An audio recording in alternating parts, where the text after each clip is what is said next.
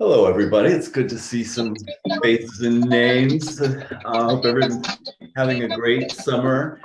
Anybody who's joining, maybe go on mute so we don't hear any of your background. This is the third session this summer of we're calling it virtual mentoring. We started with Heron Preston, and a month ago had Gabriella Caritha Johnson, and I'm really excited that we have Tremaine joining us today to answer a few questions from me, and then really, as Tremaine and I were talking, turn it over the way Virgil did, and I think the way we did with Gabriella and Heron to you guys, just to ask whatever questions you have of Tremaine and do it really casually, raise your hand kind of thing. So I'm going to start, Tremaine, just to put it in some context about you and your personal and your professional journey. But born in Atlanta, Georgia, and made your way to Jamaica, Queens, New York. Just to tell us a little bit about that journey and how you first became interested in the fashion space. No problem. Thank you for having me. Thanks for everyone that's joined on the Zoom. My parents moved to New York in 1981 when I was 3 months old. And I guess started with them. I guess it started with them, started with New York. Style and art's a big part of living in New York if you have the opportunity to explore New York. And my parents had the foresight to expose much as they could within reason of New York to me and my brothers. So whether it be museums or shows, all the loads of free concerts and stuff you could take your kids to. So many things. So my parents, they had great style. So I think and also the style of like growing up age 0 through 9 in Flushing, Queens, then age 9 through my 20s in Jamaica, Queens, the style of my friends and people that came from that neighborhood before me, those neighborhoods before me. Yeah, all started with style, people's personal style. Style of my family down in Harlem, Georgia. It's always been about style for me. Nice. And what about school, Tremaine? Like, was there some aspect of what you were studying or you wanted to study that connected you better to fashion in addition to what was happening kind of outside of school? More so was happening outside of school. I mean, I graduated high school, Thomas Edison, and then went to LaGuardia Community College, but I took liberal arts, major, bunch of film stuff. I grew up, my parents had a video store up until 1987. So I grew up in a video store. So film, big part of film is style, how it looks, the wardrobe. So I've probably seen thousands of films. But no, there was no formal schooling in fashion. It was all from paying attention, magazines. I tell you a funny story. My parents, they had took me to get a cat when I was 6 years old. So I was in the first grade, and the cat was a calico. So it was patchwork, stripes, and all kinds of stuff, gold, gray, and then you have to name it. And I named her Fashion because she reminded me of one of my mom's dresses or like her magazines and stuff. So I don't know what that's an indication of, but I was 6 years old and I named my cat Fashion. So yeah. All right, that's a connection that I wasn't expecting, and maybe it was a great foreshadowing of your future, if not your cat's future. So after graduation, you consulted with and worked for brands and creatives like Stussy and Kanye West, Frank Ocean. You spent time working for Marc Jacobs in New York and London. A little bit maybe about the journey after LaGuardia. So what happened? Like, how did that start to work for you, and how did you start to get connected that way and have those experiences? Started first retail job was J. Crew, sales floor. Then did that for like a little while, a year or something. Next job after that was stock guy for Helena Rubinstein, which was a cosmetic company. And I did that there at Saks and Bertolf Goodman. Then that got laid off from there because the company shut down. Then I was back in my neighborhood working at this liquor store called Grady's Liquors. And then I was applying, and then I got a stock job at Kate Spade. And meanwhile, the whole time I'm hanging out this store called Union, where actually the current Stussy store is now in New York. Union was owned by James Jebbia. And Union had all types of Japanese independent brands, Stussy, Babe, so on and so forth. And Duffer St. George, brands that don't exist anymore, like Angelo Bacque, his first brand was Absurd, Rockers, Sir. Anyway, so I hung out at that store as much as possible because my friends worked there and I love the clothes there. So I was a union rat. So then eventually I met a woman named Hadara Moore there, and then didn't see her for a while. Meanwhile, James Jebbia wanted to interview me to work at the Stussy store. So mind you, this is the year 2005 or 2005. And I was working at Kate Spade at the time. And the meeting with James never happened. He kept canceling it. And then I ran into Hadara, first time I've seen her in a while, and she emailed me, did I want to work at Marc Jacobs? I went, interviewed with store manager, Debbie Lee, the head of HR, Susie Handy, and with the president of Marc Jacobs and Louis Vuitton, Robert Duffy, for my stock position. Robert hired me, told me I joined the company at an opportune time, because they're going to work me really hard. Did stock there for a year, got promoted to sales, did that for a couple years. And then in 2010, Robert Duffy asked me and my partner, who Hadara became my partner. She was a store manager, I was a associate, that asked her to move to London and me to move as well, me work in a collection store, and for her to work at the Marc by Marc store in London on Mount Street. Did that for a while. During that time, I meet the owner and the founder, and not the founder, the CEO and brand director of Stussy in a club one night. They stopped me because I was wearing a Heron Preston shirt that no one had. Heron had sent me the shirt. They were like, oh, if you're wearing that shirt and you're in London, we probably should talk to you. So they came up to me, talked to me. We stayed in contact. I started consulting for Stussy. There's a guy named Serge Becker. He's a restaurateur. Right. And amazing human being and a mentor. We got in touch through an old friend, and I became social director for La Bodega Negra, which was his restaurant in London. And so I throw parties there with A-Side DJ, I'd host. And then we did a party there with Virgil in 2012 or 13. And that's the first time I met Kanye and Frank Ocean. And then, years later, I would work with both of them. But in between those years, which was probably about 5, me and Virgil and A-Side and Benji B, we did parties all around the world. Then we started making stuff. Virgil was making stuff. I started making stuff. Me and A-Side, I'm consulting for Stussy. I'm consulting for Serge. ASAP Rocky was living in London a lot. Frank moved to London, was working with Rocky a bit. A-Side was working with Rocky.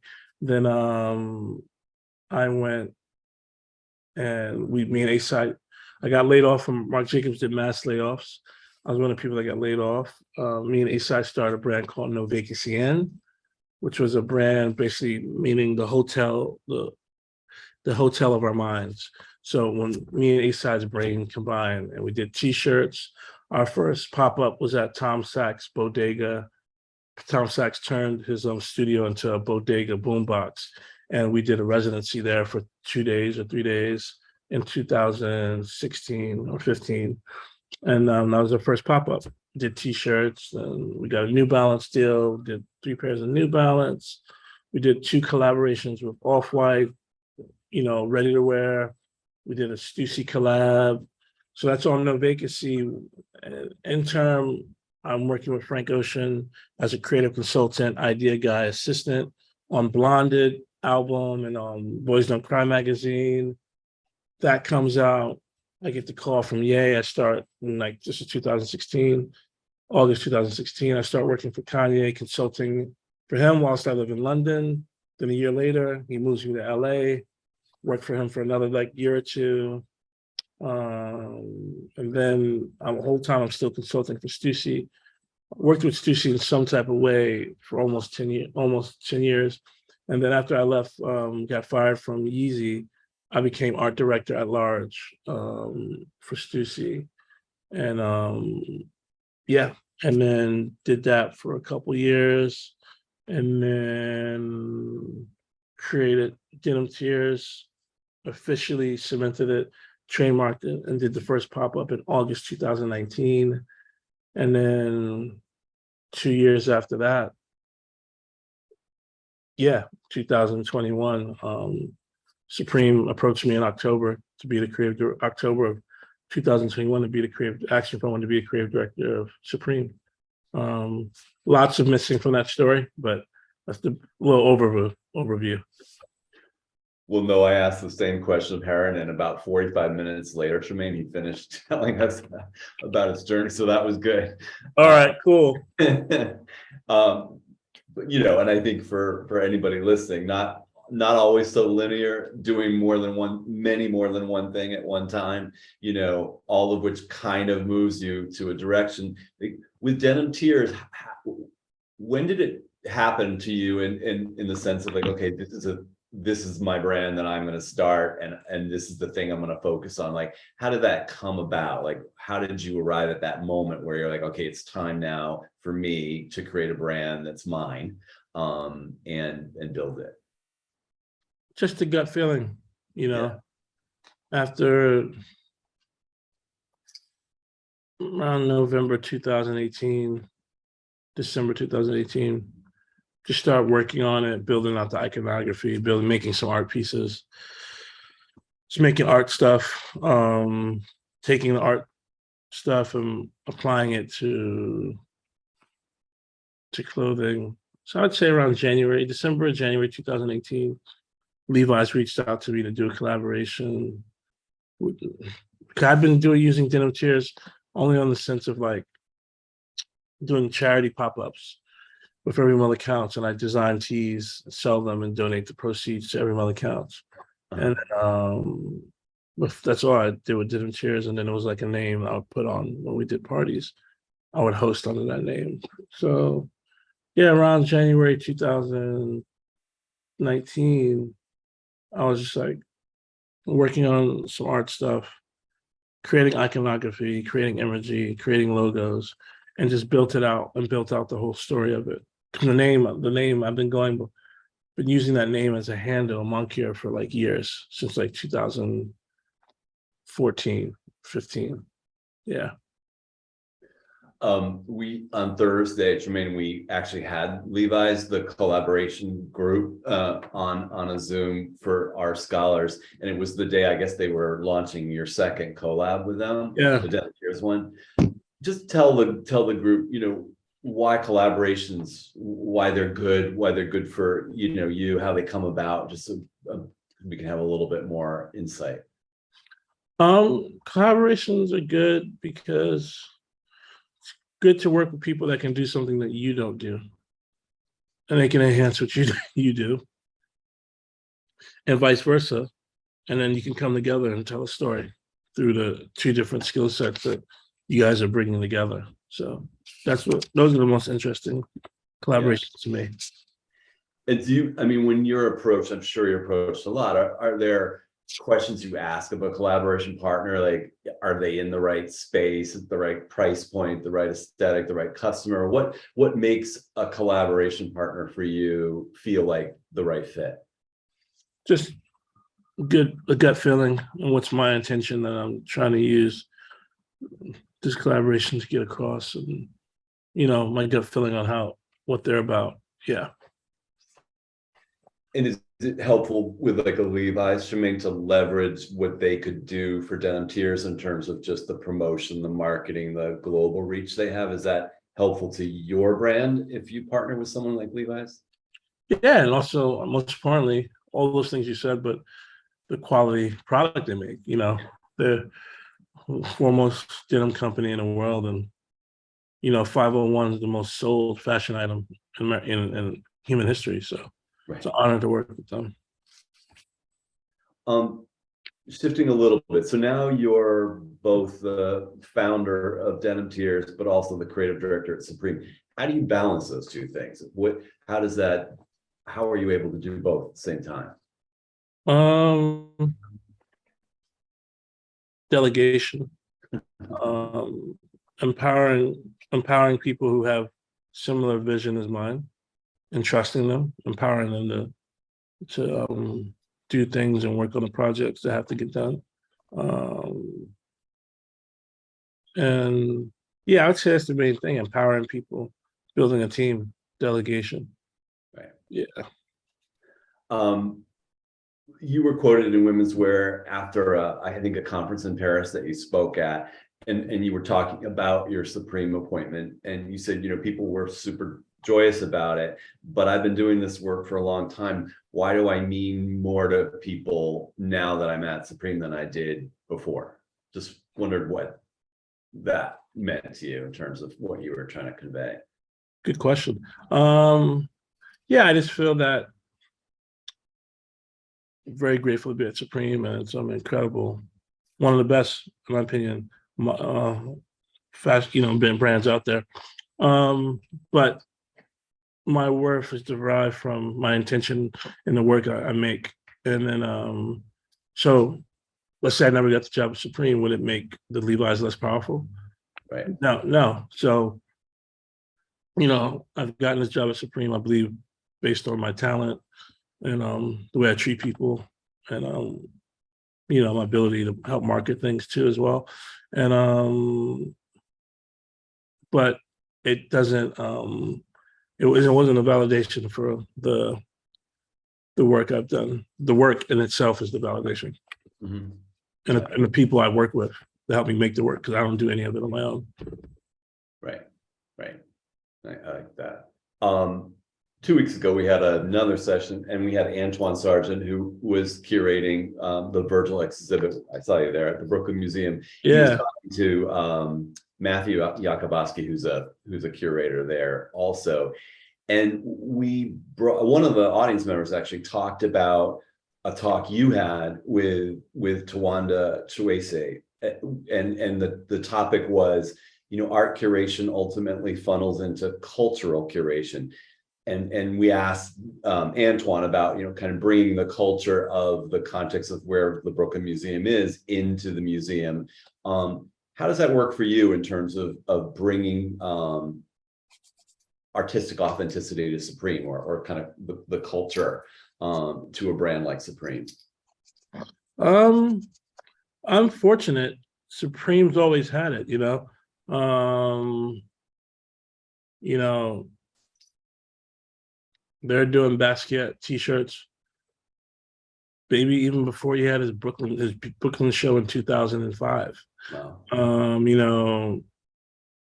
They they've worked with a lot of amazing artists over the years, and not just artists like skate jets, but artists that they make clothes with, and stuff like that. So that's another reason why it's a great job for me to take, because they understand who I am, and I don't have to change for them, and vice versa.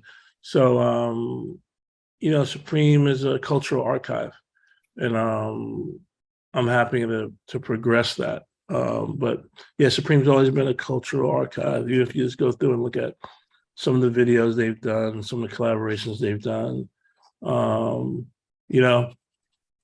So yeah, I just feel like just adding things. Maybe I might add things that maybe they never would have added, or there's some things I add because they made me think about something. So then it's like it's both the chemistry of Supreme and me here as creative director. But I don't feel like it's not like I went to some fashion brand in Paris or somewhere and just had to try to make them cool or make them understand, you know, like what culture is or what kids are up to, you know? Yeah. Supreme has a pretty good center on that. Yeah. Hey, Tremaine, you mentioned mentors, like someone like Serge Becker. I mean, for Virgil, mentoring was really important, and I know you guys had that relationship. Are there other mentors you've had in your life that have made a difference to you? And a lot of the scholars on the Zoom we've paired them with mentors. Just asking you, like, how do you make that relationship work good for you? What that dynamic is when it's most successful, and again, just some of the mentors you might have had in addition to Virgil and Serge that made a difference. My friend Asad, um, big friend slash mentor, and watching Robert Duffy run that company. Sometimes someone can be a mentor without you even knowing them. You know, James Baldwin. I've never met him, but I read his books, so he's a mentor. That's why there's so many mentors out there for you through just even reading books. Socrates is my mentor, and Plato, Andy Warhol, uh, Miles Davis, Nikki Giovanni, so on and so forth. So there's so many people through there, Cornel West is a mentor, can keep going. So there's the mentors that you can read and watch documentaries and stuff and learn. And then there's the ones that you come across in your life, and it's up to you to acknowledge and accept when you come across one, and then facilitate that. Do what you can to facilitate that relationship and that friendship, and start with like the love and the friendship, and then don't try to like force it, because there might be someone who has so many connections or talent and someone to teach you, but if you guys don't have the connection, there's no need for that person to be a mentor. So me and Serge started off as friends, and the best way to find mentors is to hang around people who you find inspiring, and also hanging around your peers will help you find mentors, positive people who are doing the right things, who are staying out of trouble, who treat people right, and staying around a good peer group that are inspired and love the same things you do. That's actually something Serge said to me. I had lunch with Serge a couple of weeks ago, and he said, I said to him, man, I don't know if I wonder what my life would be like if I never met you and A-Side. He said, yeah, but you've always been around inspiring people. So that's the key. Nice. That's the best answer, Tremaine. I think sometimes we think so narrowly about your mentor has to be someone in the industry that has a specific vision, and that's such a more interesting and probably much more helpful way of looking at it. Most of the scholars here, are currently interning, or they may have just started postgraduate positions. Any advice in addition to what you just said, Tremaine, for the audience? And then I'm just going to turn it over, and we can do that now if that's easier more for you, to just you hearing from them with questions that they have for you. Yeah, I'd love to field some questions. So maybe just raise your hand. Best way to do it. All right, guys, do not be shy. I know you're not shy. I'm looking at you. Okay. Questions for Tremaine. What about, she's like giggling, so I know she has something to say. Nasia Dixon, you're up to bat. Hi, how are you? Hi, how you doing? I'm doing great. I always have a lot of questions. But I'm always curious, like I feel like, how do I word this? Sometimes I feel like I stick out, and I feel like for me, I'm trying to figure out how to be more cohesive with like a team. I feel like sometimes I have such individualistic ideas, and the way that I work, I'm super independent. But like the reality is that fashion isn't an independent sport; it's a team sport. And so I sometimes I struggle with like how do I collaborate better Mm. without losing myself to or compromising my ideas, beliefs, and ideologies? So, in my opinion, I feel that humans, if you go back to humans, how we are naturally, humans are not individuals. We are a phalanx. We are a group. We've always been tribal people, pre-industrial and agricultural revolutions. We were in small tribes of probably about 120, 200 people, even less.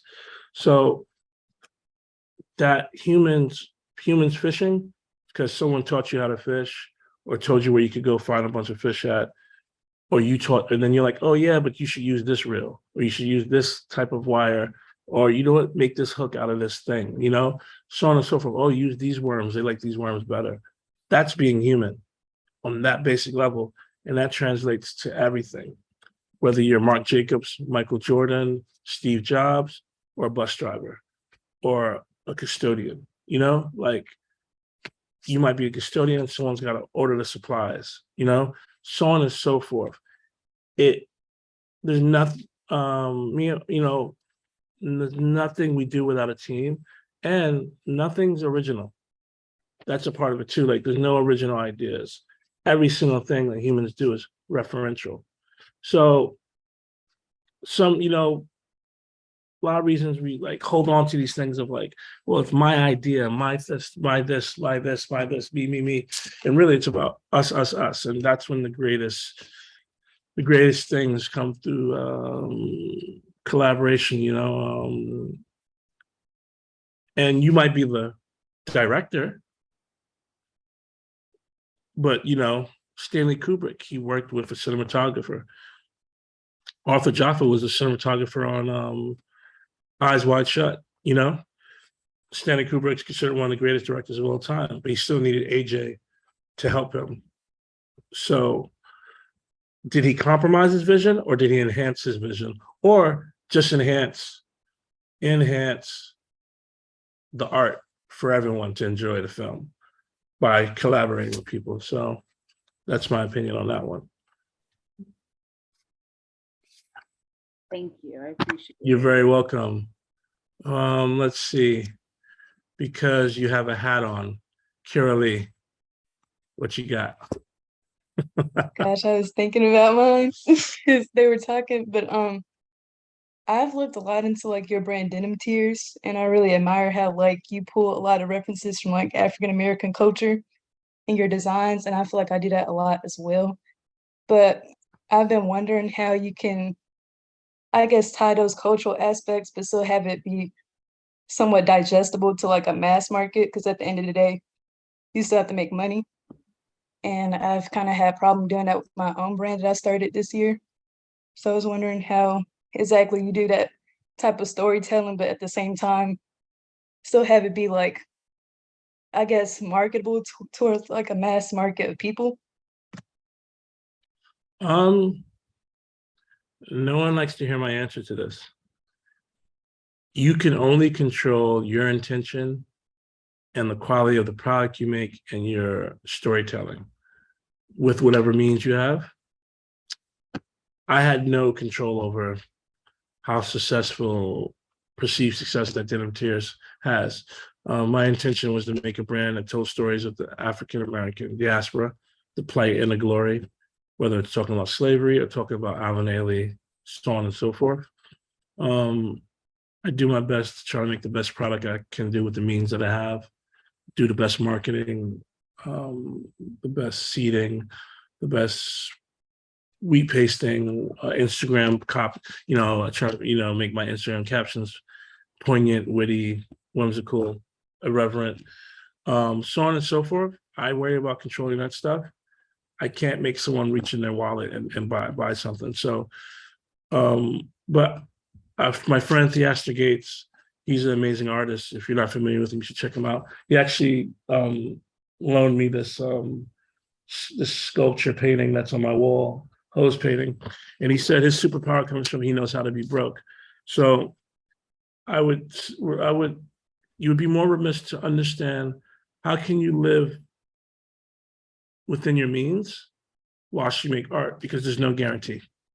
David Hammond's, one of my favorite artists, said, to make art is to assume a life of poverty.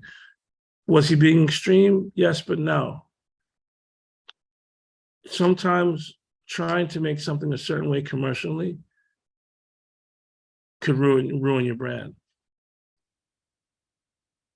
Sometimes doing something that's really intentful to you, you could sell thousands of pairs of jeans.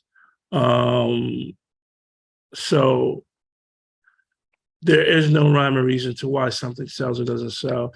You could look at the market, you could look at this. I mean, you know, if you want to go by a market thing, accessories and perfumes sell best, you know, bags and shoes. So, you know, make sure you make those things, whatever, you know, but if you don't have an intention to make shoes, maybe don't make them, you know, because it's just like you're gonna live your life and one day you won't be here. What does it mean to you? I give you an example. I just found out my the Uggs that I did, they're being asked to be put in the permanent collection of the Met. Those didn't sell out. You know, you want a pair? I'll get you a pair. They didn't sell out, but they're in the Met. Andrew Bolton felt they were worthy to be in a permanent collection in the Met, and they will outlive me. They will be there when I'm gone, and people will be able to learn the story that those told. So I'm not saying not to care about money, because we live in a capitalist world. You have to pay your rent, but you know, learn how to live within your means and work on your intention and your story, and then maybe something will happen. I mean, you have to be okay with that. It's not guaranteed. Loads of people are trying to make clothing, make art, and hopefully everyone can. You know, I focus on keeping your company in the black. Really, that's the thing too. It's like have a business person or learn a business, and you could not be selling a lot, but still be in the black and still be profitable. There are brands who sell a lot that aren't in the black, that aren't profitable. So it's not just about selling a lot. It's about margins. It's about, you know, what does it cost you to make the stuff? What's your head count as far as your employees, rent, your studio, you know, so many things. So, but it all starts with intention. Anything can happen from there, you know, anything. Who else has a question? Tiana has her hand up, Tremaine. Gianna? Okay, cool. Go for it. Hi, Tremaine. How's it going? I just wanted to say it's like very inspirational what you're saying, especially being a Queens native myself, just to hear like your backstory. So I guess my question would be is, I guess all of the scholars would kind of admit to that, is how are you able to basically be in the rooms with such influential people that you put on such like a high pedestal and be able to kind of have like this out of body experience, because obviously you're in the rooms with those people because you belong there, and kind of get that kind of out of your head and have like the balls, excuse my French, but to like just to go up to them and kind of just like ask questions and be able to kind of interact with them, because at the end of the day, yes, they're normal people in a sense, but because you put them on such like this high pedestal because you idolize them so much, how are you able to kind of have that like presence, if that makes sense? I don't put people on pedestals until I shake their hand and meet them and see the type of how they treat people, how they treat me. So Frank Ocean became special to me when I saw how he treated people and how he treated me, and got to know him as an employee, and then eventually we became, to this day, good friends. Same thing with Virgil, same thing with anyone else I work with, you know, because who's more influential to me, like my mom and dad or Andy Warhol? My mom and dad. Andy Warhol's dope, and I learned a lot from. I never knew him, and but I don't really value people based off their work. I value people based off how they treat me and treat people. So I don't really get flustered until I get to know them, and then by the time you get to know them, they're your friend or they're your they're your colleague or they're a friendly associate, and they are just people. You know, you could walk by, be sitting next to a brain surgeon that saved thousands of people's lives and wouldn't know it. What's more important? that person or Kanye. They're both important. So that's just kind of how I was raised and how. So I don't get flustered. And then I don't know. Maybe part of it's growing up in New York too, and being in the city so much and seeing people. But really, it's just my parents. Just like I just got to go by how someone treats people, how they treat me, how they treat themselves, and then that's my level of like how much they're going to be able to influence me or they matter to me. You know, it takes more than just their art or their status. Thank you. I appreciate that. Was Welcome. really cool. Thank you. Hey, Jasmine, do you have a question? I see you getting ready, camera ready.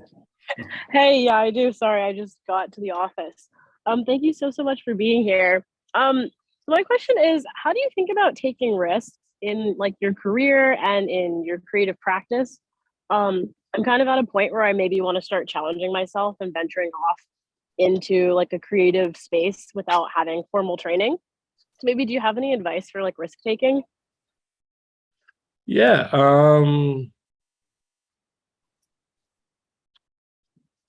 The only risk is like being enveloped by fear, or only risk is not believing in yourself. That's risky as hell. Not loving yourself, not surrounding yourself by people that love you. Keeping yourself in safe, positive situations. That's risky stuff. Getting into like a career that you don't have formal training in, that's not risky. That's just you believing in yourself, and you're gonna figure it out on the fly. Again, I urge you to read autobiographies of people who, Raf Simons, did not go to fashion school. Ray Kayakubo, who does Comme des Garçons, she did not go to fashion school. Research these people. I'm not saying what you're going through. There's plenty of artists who did not go to art school, and then plenty of great ones that did. So when you're going to venture into something, do research on people who you admire, on what their path was, and then you can see where your paths merge and diverge, and that's when you'll know. It'll give you certain road signs for the path you're on when you read up on people who've done the same hero's journey as you. Thank you so much. You're welcome. Hey, Jakar, do you have a question? My question was, how do you go about like your storytelling and creative process and like adding art and philosophy like into your collections and your work? Good question. I just go about it through the premise of Act 1, 2, and 3. All stories, whether it's a film, Broadway play, a soap opera, a book. Act 1, you introduce the setting, the characters. Act 2, you put the characters in a situation. Act 3, you get them out of the situation. I apply that to design and art in my own way. And, let's say, who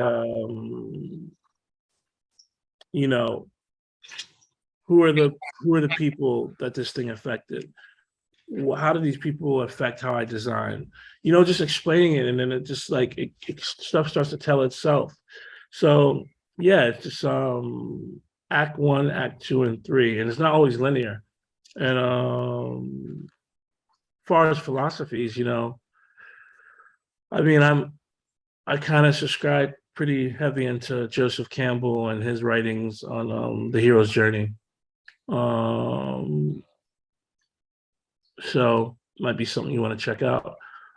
Joseph Campbell, he has a book called Hero with a Thousand Faces. There's also a book called The Power of Myth. Yeah. So I'll give you an example how that applies. So in Power of Myth, I learned that the word religion, the root word, the Latin word called religio, which means to return to. That's why like wedding rings and there's a circle is prominent in a lot of religions. So that's why my cotton reef is a circle, because it's about returning to the story that was untold in America about slavery and us picking cottons. So that's how a philosophy that I believe in and I subscribe to I've put it into my art. I don't necessarily, I don't break down every single thing. Maybe I should. I know V, he would have the show notes for all his shows, but that's one way to answer your question, how my philosophies interject with my art. And a counter question to that is like, I think, like when doing the design process, like, is it okay when you have like unconventional ways of like creating your pieces? Like, for instance, like people like Ray Kawakubo, they don't sketch out their drawings all the time. Like when they create, they just feel like it's a art piece, basically. Do you think that's like a bad thing as a current designer to not like do your designs in like the professional manner?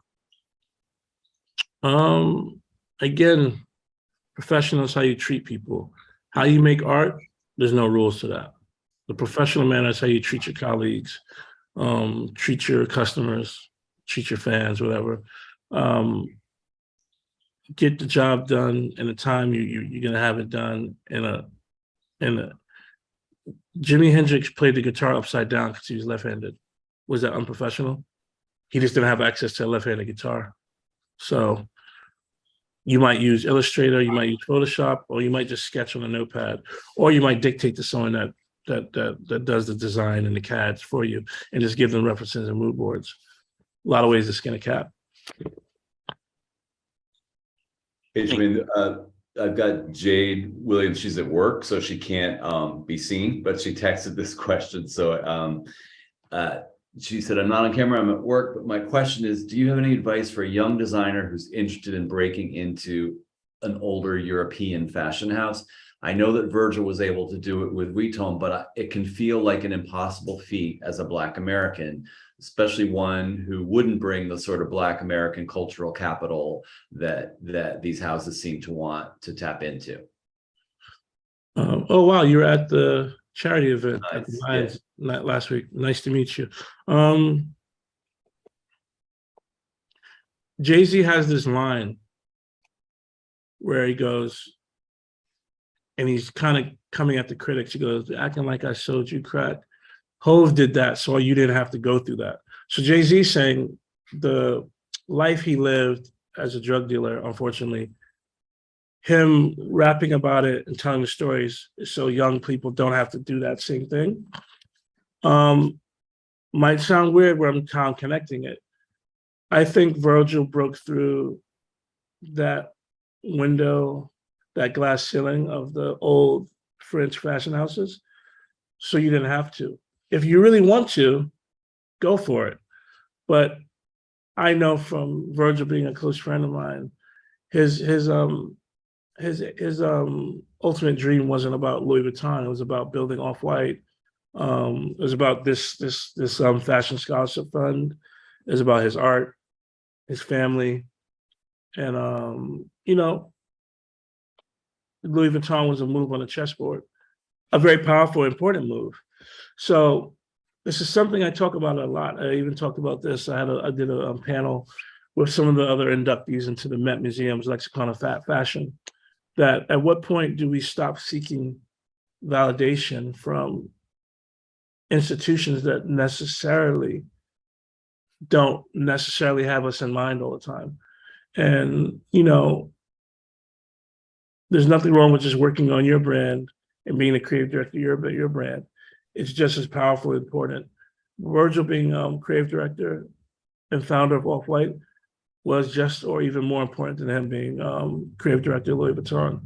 So if you really want that, go for it. It's not guaranteed, but you can guarantee that you can create your own brand and be a creative director of that. And that will be just as important as being head of an old fashion house. It's all about what you can see, your validation indexes. What is validation to you? Are you more into validation or are you more into the intention of your actions? And that's a choice you got to make for yourself. Great question, though. And nice meeting you last week. Thank you for coming. Sam. Hi, Sam. Hi, Tremaine. Thanks for being here. I kind of had a question Thank regarding you. like Thank you for being just yeah just regarding like community building and kind of you were touching on like collaboration and kind of like navigating kind of distributing like tasks that you aren't necessarily as good at to like other people and kind of collaborating. And I see that looking in from like at No Vacancy In, I see that a lot. Like you kind of pull people together to like create a vision. Can you kind of just speak more on that and how important that is? And like any advice to kind of like navigate who you kind of pull in to like make your vision come together? It's nebulous, man. Me and A-Side created No Vacancy In because he smoked cigars, and I saw him smoking a cigar at a party, so I started talking to him because I smoke cigars. That's how our friendship started. You know, I can just tell you so many people who I've gone on to do stuff with. It always starts from friendship and mutual respect. And yeah, you know, like I I collaborate with people I like, and then I like their work. If I don't like who you are as a person and I like your work, I'm not gonna collaborate with you. If I like you as a person and I'm not into your work, I'm not gonna collaborate with you. So it's a pretty simple denominator. Try to collaborate with people that I feel are good, I deem are good people, and I like and inspiring, and I like their work. So that's what I go by. You know, as far as the delegation thing, it's not even delegating because you can't. Someone's better at you. Sometimes I delegate because I don't have the time. Yeah. Because I'm trying to accomplish so much at the same time. So, but yeah, again, keyword is intention. What is the intention of collaborating with this person or brand? So that's your guide, your intention and their intentions. And what intentions matter to you, them having, which means make you want to collaborate with them, vice versa. And I feel like that's the thing to focus on, intention. Thank you. And kind of to go off of that, like with your creative consulting journey, like how did you kind of like make sure that whoever you were kind of consulting for, like how did you kind of present your intention, maybe from not like so much of a friendship level and more of like a like I don't know how to like not professional level, but just making sure that like your voice was heard maybe in that group while you were consulting? I mean, think about when you're consulting, it's because they usually ask you. So every consulting job I've had, they've asked me, so they're listening because they asked me and they're paying me, you know? So that's the thing about consulting. I think people who are employees have a much harder time having themselves heard. Yeah. Thank you. Welcome, man. Mira? Hello. Hey, what's up? Nothing much. How are you doing? I'm good. Good. So I just have a question about like standing out and kind of stepping out of your comfort zone, especially as an intern, but just kind of in the fashion industry in general. How do you stand out? Yeah, or like kind of like stepping out of your comfort zone and really, I guess, standing out in the industry.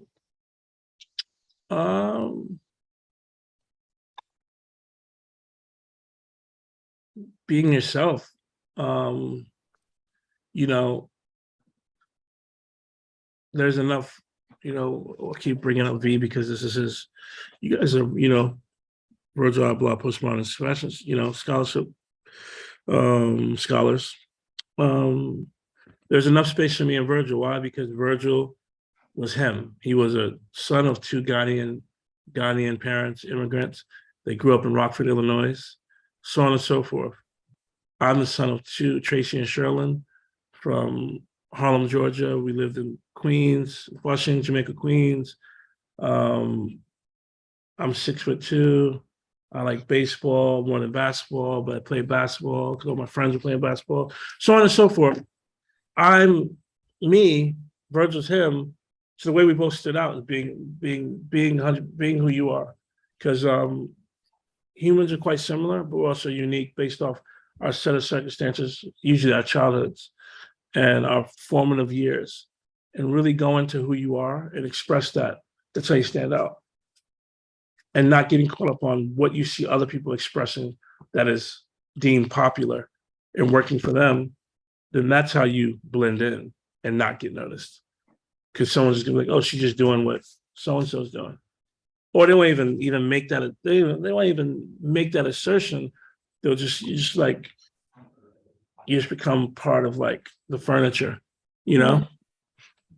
So just going into who you are, who your family is, who your mentors, all the people that are positive influences you have, and bring out who you are and what you do. Even just how you treat people. That's how you stand out.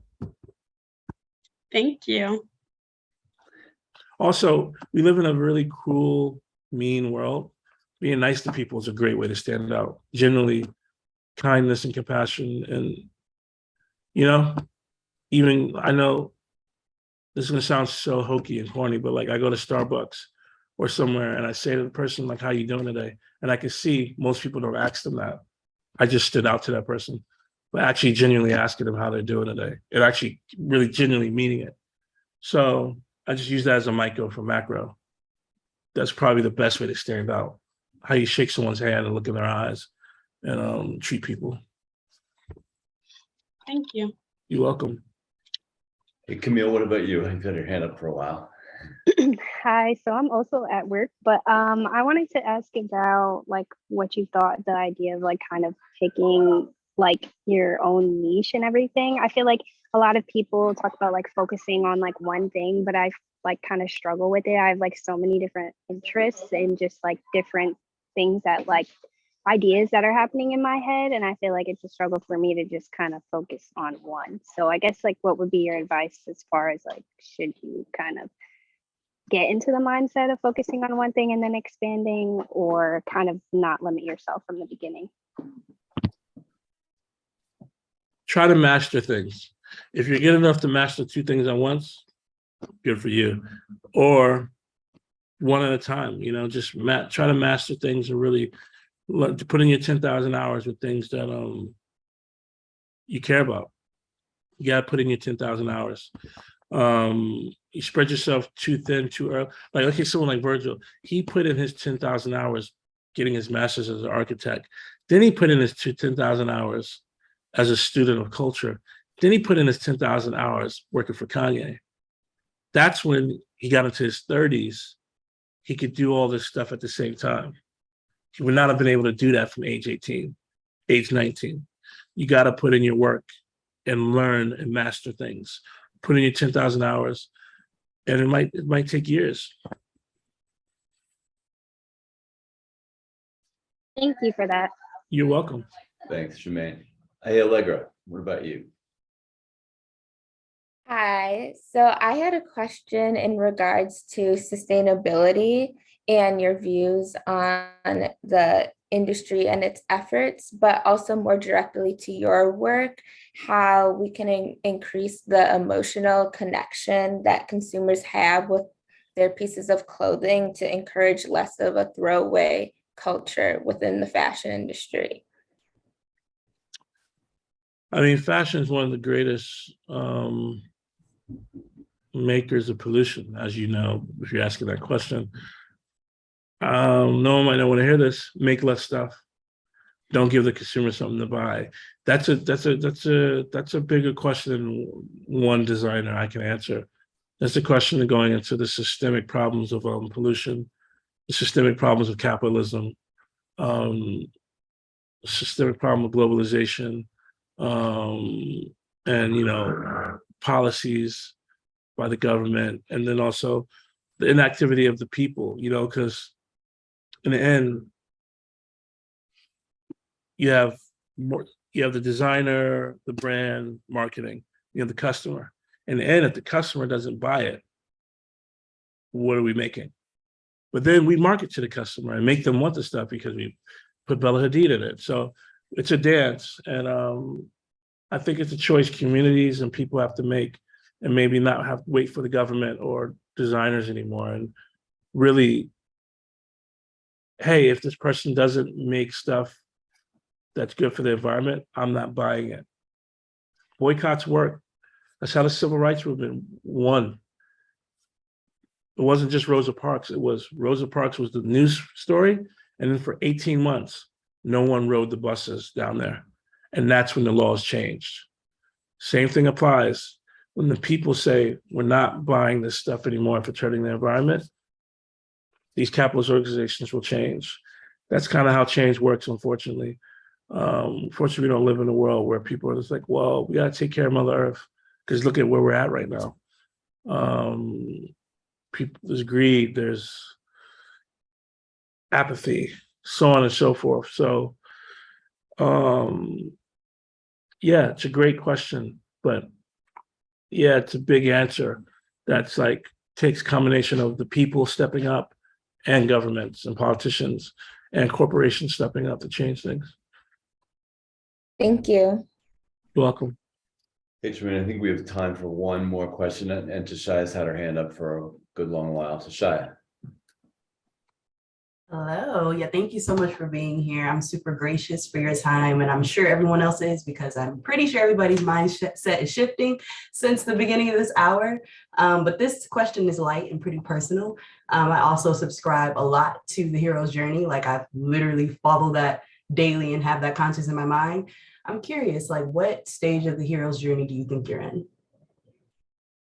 Great question. Wow.